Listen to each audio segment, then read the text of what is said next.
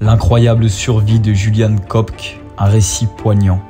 Le 24 décembre 1971, à la veille de Noël, un avion de la compagnie Lanza, le vol 508, quittait Lima au Pérou pour rejoindre Pucallpa. Julian Kopk, une jeune fille de 17 ans, se trouvait à bord avec sa mère Maria. Ce vol devait les emmener retrouver leur père pour les fêtes, mais ce qui devait être un voyage joyeux s'est transformé en une tragédie. Le crash, une descente aux enfers. En plein vol, l'avion fut pris dans un violent orage tropical, des éclairs zébraient le ciel et des turbulences secouaient violemment l'appareil. Soudain, un éclair frappa l'aile de l'avion, provoquant une désintégration en plein ciel. À une altitude de 3000 mètres, l'avion se brisa en morceaux.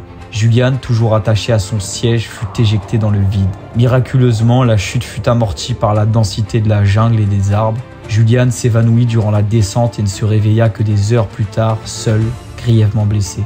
Elle avait une clavicule cassée, une coupure profonde au mollet et son œil était tellement enflé qu'elle ne pouvait presque pas voir. Malgré cela, elle était vivante. La survie dans la jungle. Julian se rendit vite compte qu'elle était la seule survivante. Elle appela sa mère à plusieurs reprises, mais il n'y avait aucune réponse. Perdue au milieu de la jungle amazonienne, elle devait maintenant lutter pour rester en vie. Heureusement, Julian avait grandi au Pérou avec ses parents qui étaient biologistes. Grâce à leur enseignement, elle connaissait certaines règles de survie dans la jungle. Règle numéro 1. Se nourrir et s'hydrater. Julian savait qu'elle ne devait pas manger les fruits ou plantes qu'elle ne connaissait pas. Elle se contenta de boire de l'eau des ruisseaux, parfois même en suçant les gouttes de pluie sur les feuilles. Règle numéro 2. Éviter les prédateurs.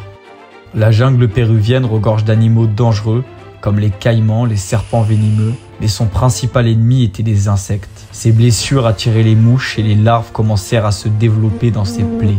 Malgré la douleur et la fatigue, Julian marchait, elle suivait un cours d'eau, sachant que cela pouvait l'amener à un village ou à un campement humain. Ses journées étaient rythmées par une marche lente et prudente, tandis que ses nuits étaient hantées par les bruits de la jungle.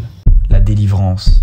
Après 11 jours d'errance, Julian trouva une cabane abandonnée. Elle y entra, épuisée et désespérée. À l'intérieur, elle découvrit un bidon de carburant. Se souvenant que son père avait une fois soigné une plaie infectée en utilisant du kérosène pour tuer les larves, elle versa le carburant sur ses plaies. La douleur était insoutenable, mais cela sauva son bras. Le lendemain, des bûcherons arrivèrent. Ils furent stupéfaits de trouver une adolescente dans cet état, survivante d'un crash que personne ne pensait avoir laissé de rescapé. Ils soignèrent Julian du mieux qu'ils pouvaient avant de l'emmener en bateau vers la civilisation.